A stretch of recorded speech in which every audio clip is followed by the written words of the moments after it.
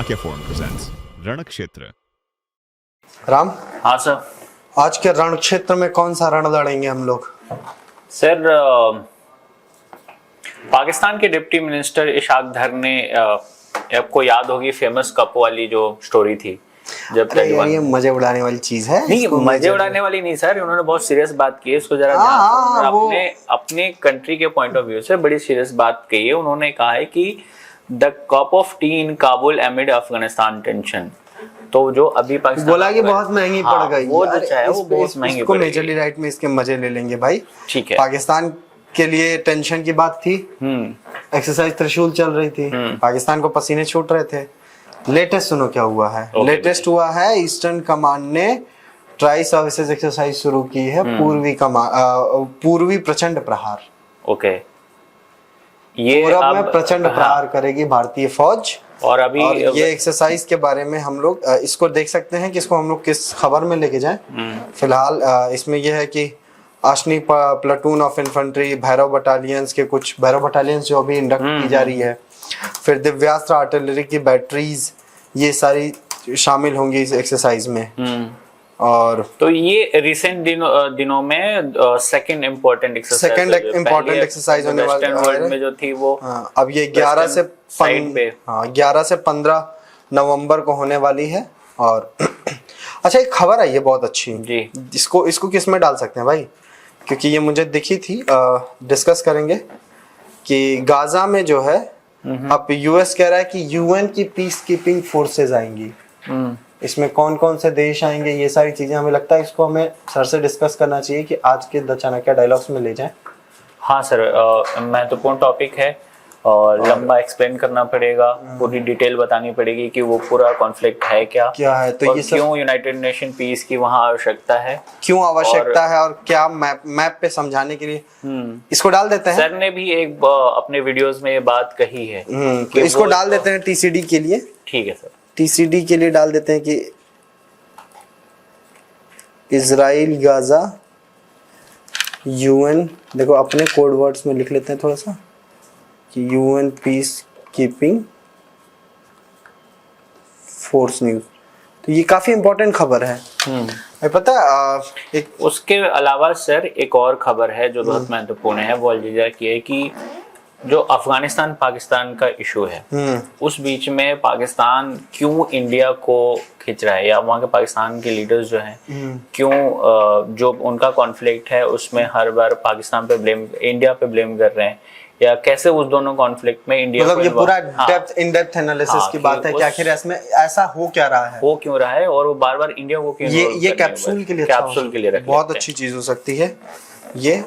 इसमें हम सर से बातचीत कर लेंगे कि किस एंगल पे लेके जाएंगे कि आखिर क्या है इतनी दिक्कत, इतना परेशानी क्यों हो रही है, भारत से पेट दर्द क्यों हो रहा है, काबुल से दोस्ती, काबुल भारत की जो दोस्ती शुरू, पाकिस्तान को इतना पेट दर्द क्यों हो रहा है, काबुल भारत की जो दोस्ती। ये कैप्सूल के हिसाब से भी बहुत महत्वपूर्ण खबर है और जियो पॉइंट्स ऑफ व्यू से भी ये खबर बहुत महत्वपूर्ण है, क्योंकि ये समझना बहुत जरूरी है कि आखिर पाकिस्तान जो अफगानिस्तान से उसका इशू है, इसके बावजूद भी हम सभी लोगों को पता है कि पाकिस्तान को बहुत ज्यादा भारत से परेशानी है, क्योंकि भारत जो भी कुछ करे।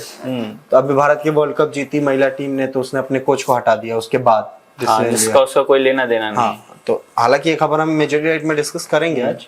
आपको पता है अभी आप बात कर रहे हैं इसकी, अभी थर्ड एंड फाइनल राउंड की बातचीत भी होने वाली है पाकिस्तान और अफगानिस्तान में। थर्ड लेवल की जो बात होनी है पीस को लेके, वो शुरू होने वाली है। बाकी इससे पहले की 2 फेल हो चुकी हैं, सक्सेसफुल नहीं हुई हैं। थर्ड जो थर्ड ये टॉक होगा वो कितना सक्सेसफुल होगा, क्या इसके पॉइंट्स होंगे, किन पॉइंट्स पे तालिबान ने पिछली बार पाकिस्तान को इश्यूज इमर्ज किए थे, क्या पाकिस्तान ने पॉइंट्स लिए थे, क्या वो पॉइंट्स इस थर्ड राउंड के कॉन्फ्रेंस में या थर्ड राउंड के उनके स्टॉक में सॉल्व हो जाएगा। तो ये टॉपिक भी एक एक्सप्लेनेशन रिक्वायर्ड करता है सर। और एक अच्छी खबर आई है इधर। अच्छी खबर क्या, हमारे लिए थोड़ी सी ठीक खबर है। और बांग्लादेश ने फैसला लिया। अभी हमने कुछ दिन पहले खबर देखी थी ना कि बांग्लादेश में जाकिर नाइक जाने वाला है उसको, लेकिन अब बांग्लादेश कह रहा है कि नहीं, हम जाकिर नाइक को एंट्री नहीं देंगे। ओके, उसने बोला है कि लॉ एंड ऑर्डर की कोर कमेटी ने, जो मिनिस्ट्री ऑफ होम अफेयर्स है, उन्होंने फैसला लिया है कि जाकिर नाइक को एंट्री नहीं दी जाएगी। उनका कहना है कि एक लोकल ऑर्गेनाइजेशन ने उसको इनवाइट किया था। लोकल ऑर्गेनाइजेशन कट्टरपंथी समूह होगा, कोई जाकर ना कोई इनवाइट करने वाले वही लोग। 28 और 29 को उसको ढाका में उसका प्लान था नवंबर में, लेकिन अब वो नहीं आएगा ऐसा इन्होंने बोला है। देखते हैं अब इसमें और भी जो भी अपडेट्स होंगी वो तो हमें आगे चल के पता चलेंगी। और क्या खबरें हैं इस पॉइंट में सर ये भी बात सामने आई है कि मिस क्राउडिंग, जो क्राउड इकट्ठी होगी उसकी मैनेजमेंट नहीं हो पाएगी, जो लॉ एंड ऑर्डर की सिचुएशन इनके प्रेजेंस ये सब तो देखो अखबारों में लिखने के लिए खबरें हैं, असल तो सच्चाई कुछ और ही है। चूड़ियां कसी गई होंगी कई जगहों से, इसलिए उसको नहीं बुलाया जा रहा है और उनको भी अपना सब कुछ देखना पड़ेगा ना। और ये हमारे भारत में वांटेड है।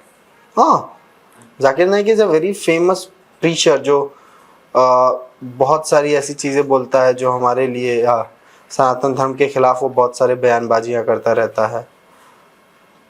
ये सारी चीजें हैं, इन सब चीजों पे चर्चा हो रही थी कि बांग्लादेश भी अब बुला रहा है, क्योंकि अभी कुछ दिन पहले पाकिस्तान में ने बुलाया था। पाकिस्तान चर्चा कर रहा था कि हम लोग को जरूरी है। खैर सर एक और इंटरनेशनल पॉइंट ऑफ व्यू से भी, और जो वर्ल्ड में टैरिफ और ऑयल का इशू लेके जो पूरी दुनिया में बात चल रही है, एक खबर आई है इन टाइम्स ऑफ इंडिया में कि India to curbs Russian oil import in a week way, major refinery में halt direct trade from late November. जो 2 कंपनियों पे बैन लगा हुआ है, उसके बाद भारत की कंपनियां भी शायद जो है उनसे अब तेल खरीदना कम करेंगे। कहा जा रहा है कि रिलायंस उसमें से है जो वो रिलायंस रूस की सरकारी कंपनी से तेल कम खरीदेगी, लेकिन कई और कंपनियों से खरीदेगी। हाँ, तो इन कंपनियों पर बैन लगने के बाद आपको पता है सबसे ज्यादा रूस अभी दे रहा है 17.8 lakh barrel per day they रहा है। उसके बाद इराक से आ रही है, सऊदी अरब से आ रही है, अब अमेरिका से कुछ बढ़ाया है। हाँ। भारत ने तेल खरीदना, और 21 नवंबर से सैंक्शंस जारी हो रहे हैं, उसके आसपास में ये चीजें हो जाएंगी कम, ये तेल खरीदना कम हो जाएगा। देखते हैं इस पे जो भी अपडेट्स आएंगे वो उसको लेके हम आगे भी बताएंगे कि क्या कितना कम खरीदा है, कितना कम किया है, इसका फायदा किसको, क्योंकि इसका फायदा तो किसी को मिलेगा। हाँ, अगर हो सकता है इराक से बढ़ जाए तेल, सऊदी से बढ़ जाए, या हो सकता है ये टॉपिक एक डिटेल एक्सप्लेनेशन रिक्वायर करती है ना सर, कि इनके वो जब अभी तो ये खबर आई है ना कि अभी तो हम खबर ये बता देते हैं कि कम करने की प्लानिंग चल रही है, लेकिन ये खबर जो है कि इसके बाद किससे खरीद रहा है भारत 21 नवंबर के बाद, या धीरे धीरे अभी हमें पता चलेगा किससे ज्यादा खरीद। जैसे अभी हमने देखा कि अमेरिका से खरीद रहा है, तो वो क्या है प्लान, उसमें क्या है, इसको फिर हम द चाणक्य डायलॉग्स या कैप्सूल में डिटेल में लेके जा सकते हैं और एक अच्छी खबर बन सकती है। लेकिन अभी इसको कि ये तो अभी एक अपडेट है बेसिकली कि कम वो कर रहा है। एक खबर आई है चाइना और इंडिया के बीच में जो ट्रेड है, अभी रिश्ते थोड़े से नरम हुए हैं। तो bank push for yuan trade in gift city as India China ties warm up. India's gift city is considering allowing banks to transact in offshore renminbi. This move follows a suggestion from banks to broaden services. Previously, 4 other currencies were approved. The government is now reviewing the renminbi proposal due to improving China-India relations. This could boost trade and currency liquidity. Basically, जो हमारा Gifty city है उसमें international bank units को offshore चीनी yuan में लेन then की इजाजत मिल सकती है। ये खबर आ रही है, बहुत अच्छी खबर, बहुत बड़ी खबर है, क्योंकि इंडिया चाइना में वो हुआ था। गिफ्टी सिटी पता है क्या है? Gifty city Gujarat international finance tech city, okay, उसको कहते हैं गिफ्टी सिटी। ये भारत का first international financial service centre है। तो यहाँ पे स्पेशल इकोनॉमिक जोन है, ये स्मार्ट सिटी के तौर पे बनाई गई है। तो यहाँ पे हो सकता हो कि युआन में लेन देन की वो बढ़ सकती है। ये बेसिकली डीडॉलराइजेशन वाला मुझे जो लग रहा है, जो ब्रिक्स में प्लान चल रहा है, उसका एक मैं नहीं कहूँगा क्योंकि हमें इसके लिए डिटेल में वो चाहिए, बट इसको आप नोट कर सकते हैं। इसको आगे हम देख सकते हैं कि क्या है। तो Gujarat international finance tech city में गिफ्टी सिटी है, वहाँ पे होगा। गिफ्ट सिटी या गिफ्टी सिटी अलग अलग वो कहा जाता है। तो युआन को लाया जा सकता है।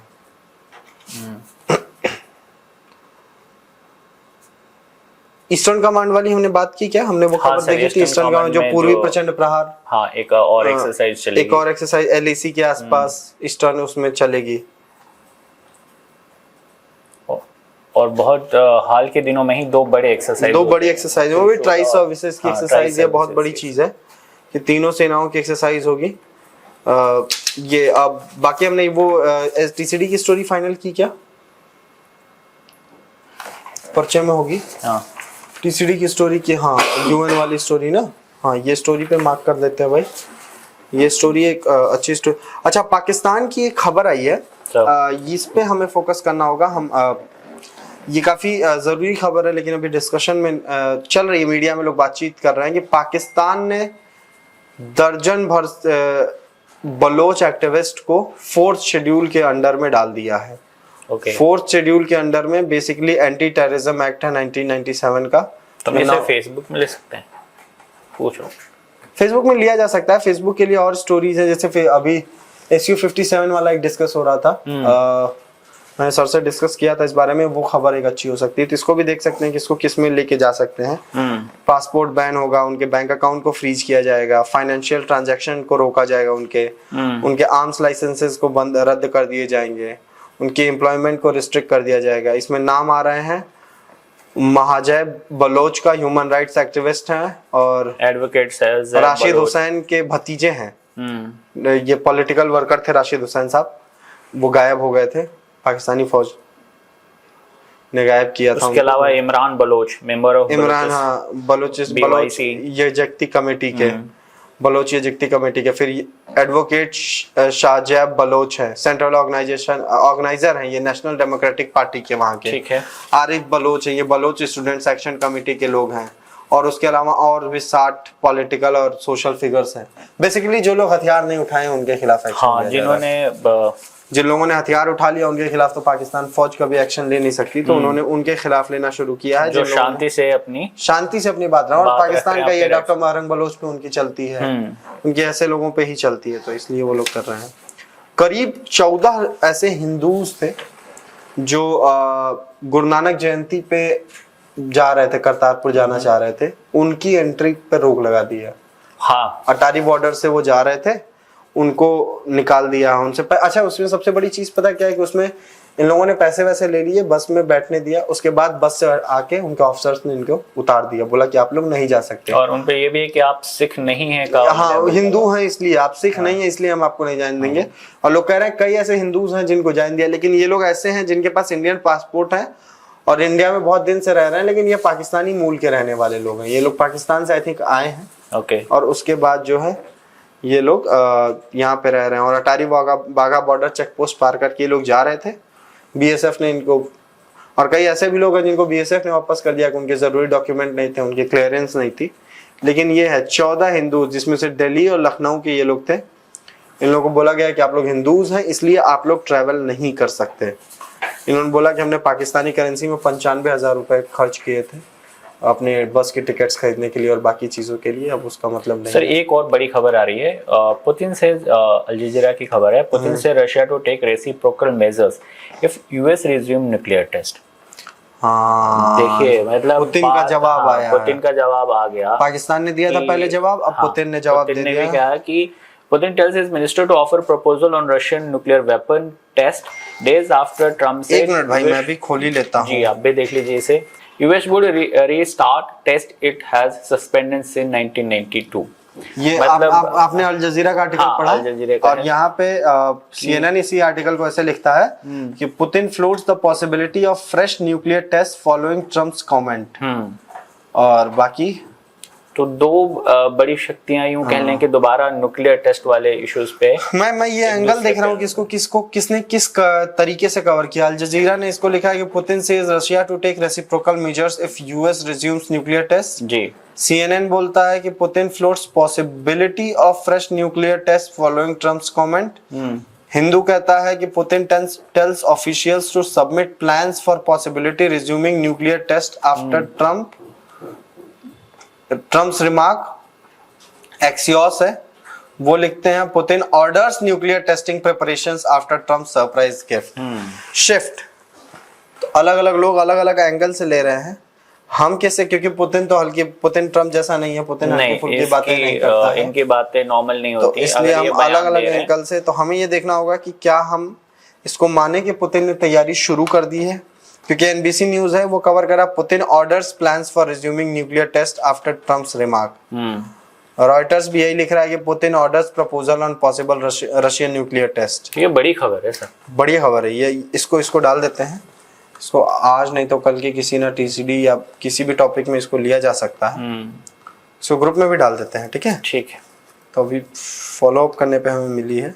इधर इजराइल ने 15 उनकी डेड बॉडीज को लौटाया है गाजान की।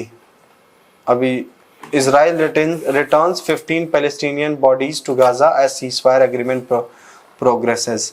अभी उधर बातचीत चल रही है कि यूएन की पीस कीपिंग फोर्स लगाने की बात कर रहा है ट्रम्प और तब सारी चीजें। इस बीच में ये कह रहे हैं कि 15 पैलेस्टीनियंस की बॉडी को इन्होंने वापस किया है। अब इस पे देखना होगा, देखना क्या होगा, ये डिटेल्स में निकाल लेता हूँ इसकी। ये तो 15 more Palestinians were returned from Israel as exchange outlined in last month's fragile ceasefire event। अच्छा, मीडिया भी इस सीजफायर को फ्रेजाइल सीजफायर ही लिख रही है।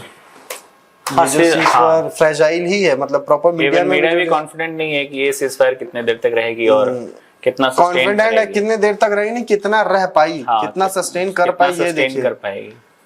अब तक The Red Cross has transported 285 bodies held in Israeli custody to Gaza since last month's agreement।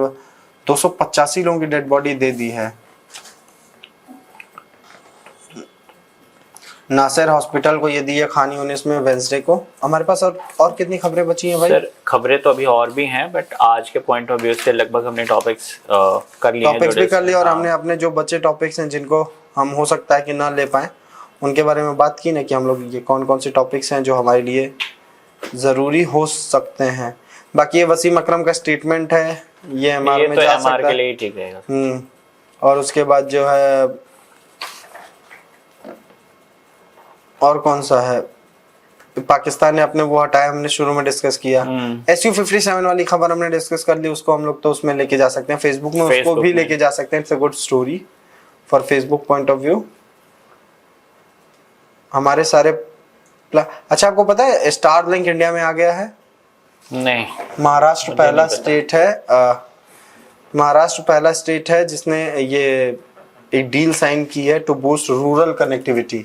Okay. Starlink को Maharashtra has become, Times of India ने कवर की स्टोरी कि Maharashtra has become the first Indian state to partner with Elon Musk is Starlink for satellite internet services. This collaboration aims to bring high-speed internet to rural and remote regions. The initiative will deploy satellite internet in government institutions and unreserved districts. Starlink's entry into India is set for a commercial launch by early 2026. अगले साल तक ये यहाँ पे वो कर देंगे।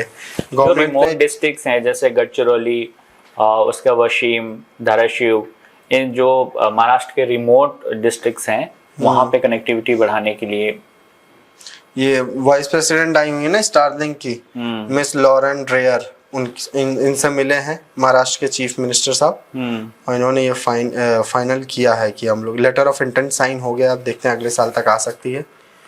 तो हम लोग लगभग अपने स्टोरीज पे फाइनल है आज। हाँ सर, आज का हमारा रण की तैयारी हो गई पूरी। जी बिल्कुल। सो आज के इस वीडियो में हमने अपने रण की तैयारी आपको बता दी कि हमने कौन से रण की तैयारी की है और चलते हैं राम। Thank you.